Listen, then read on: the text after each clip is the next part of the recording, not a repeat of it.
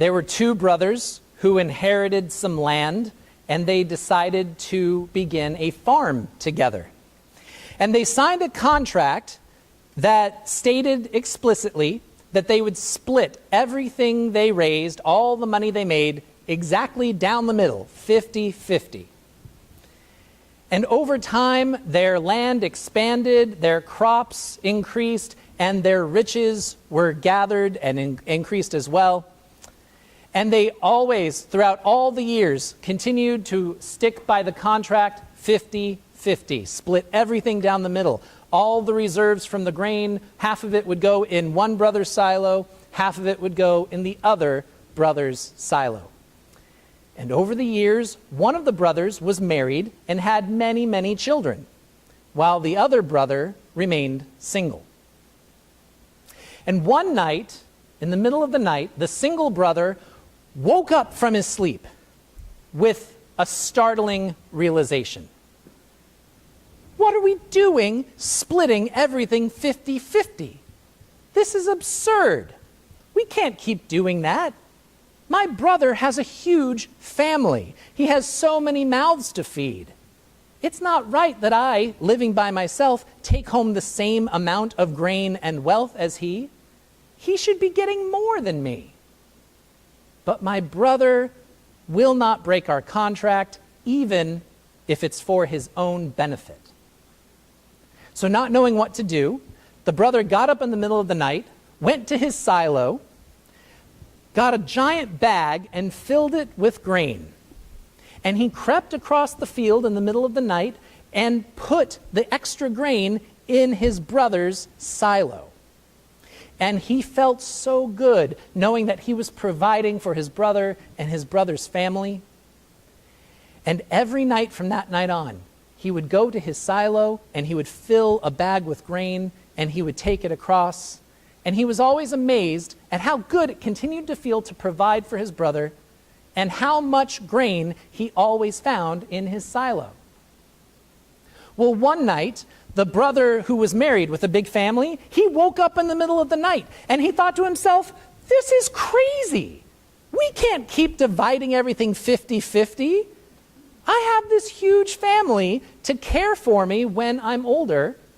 My brother has no one. He should be getting so much more of the grain and the wealth than I do.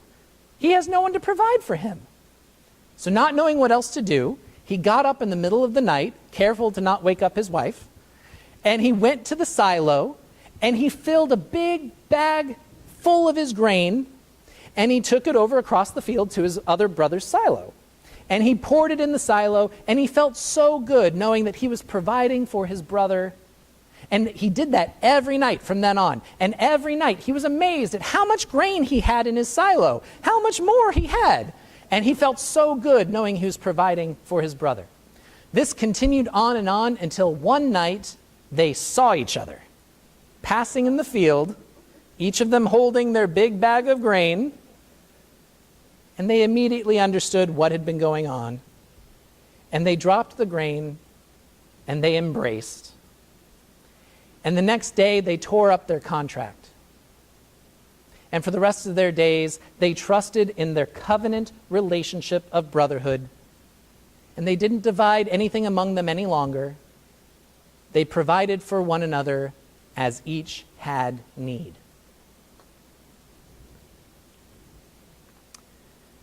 Four years ago, this church adopted a vision statement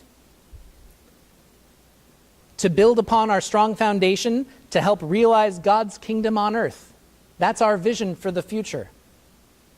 It is a bold, it is a radical, extraordinary vision. And as your fairly new pastor who is still figuring out my role here and trying to figure out what we as church are called to do, I sometimes wonder if we know really what we're getting into. The imminence of God's kingdom on earth was a foundational idea for Jesus. And it's important to remember two things about when Jesus talked about God's kingdom. One, it was a metaphor. And two, it wasn't a new idea. Jesus was using the language of his time, God's kingdom, to talk about, to articulate a world in which God governs everything completely. The power of metaphor is that it provides details for things that we've yet to see, for concepts that we can't yet grasp.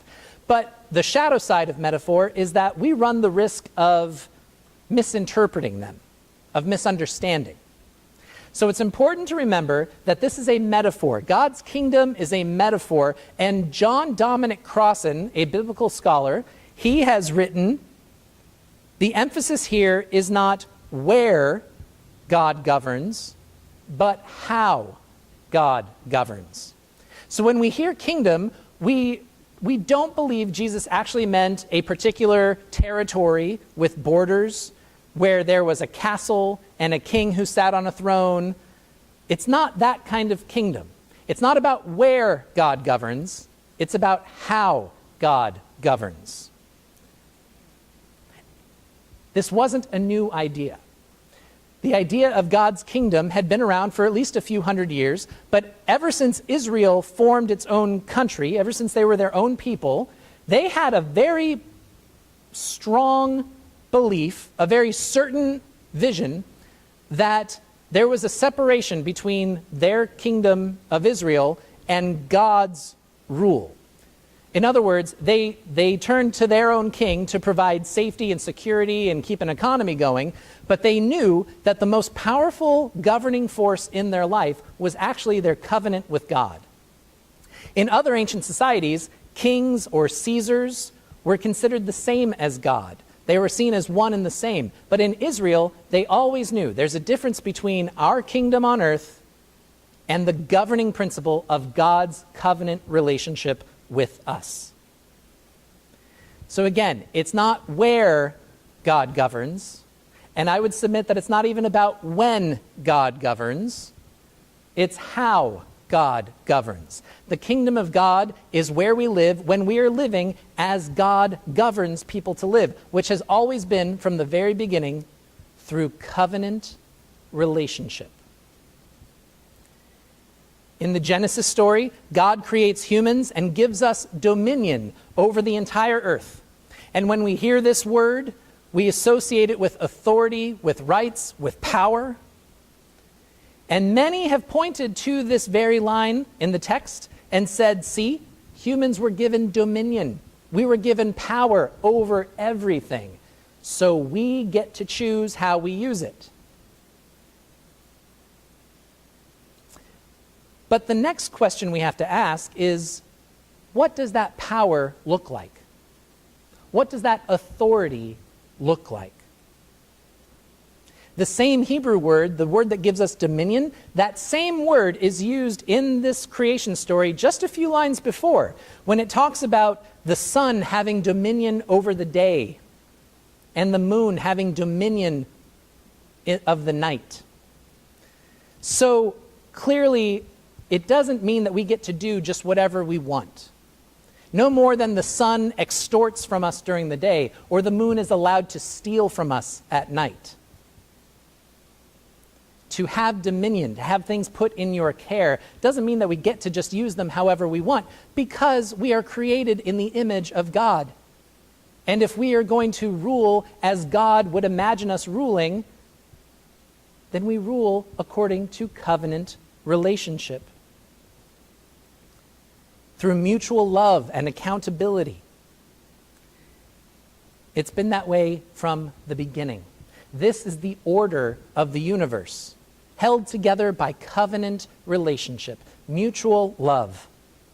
And before Jesus departed this earth, he said to his disciples, I have authority over all things, and what I choose to do with that authority is send you out to teach all people of the entire world to live in covenant relationship, to let that be the guiding, governing force of your life. And I will be with you through the end of this age. If we are serious about helping to realize the kingdom on earth,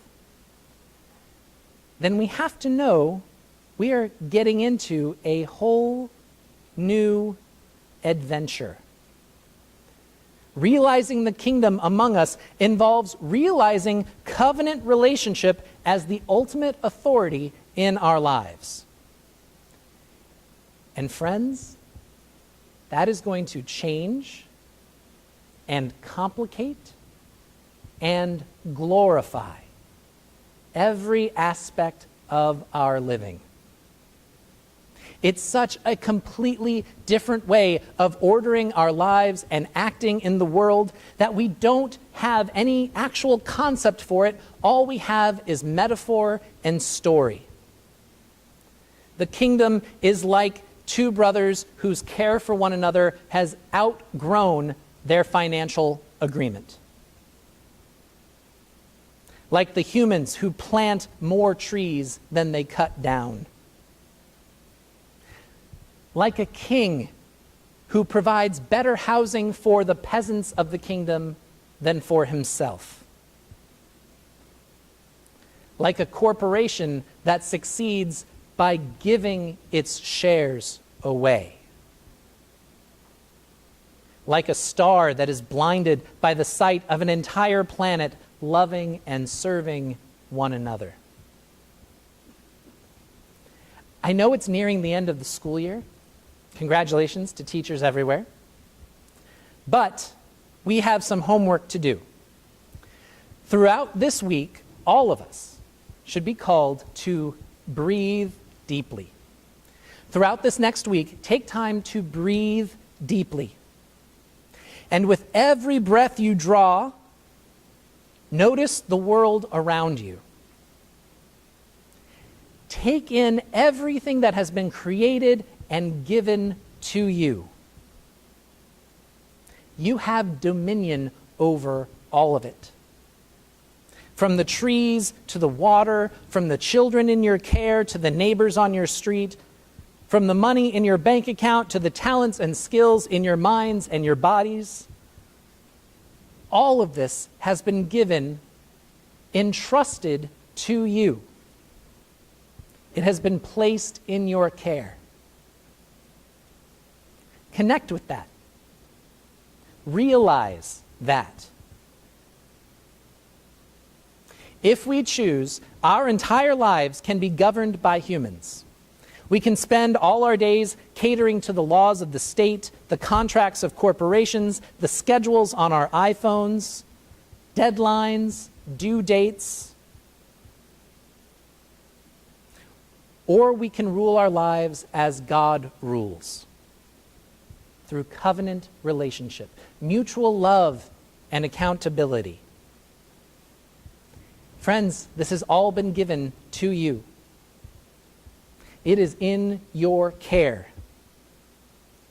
And all that God asks of us in return is to go out from this place and demonstrate our love and care for everything that has been entrusted to us. I don't think we know what we're getting into with this vision, but I do know it's more glorious, more abundant, and more free than anything else we've come to know. Thanks be to God.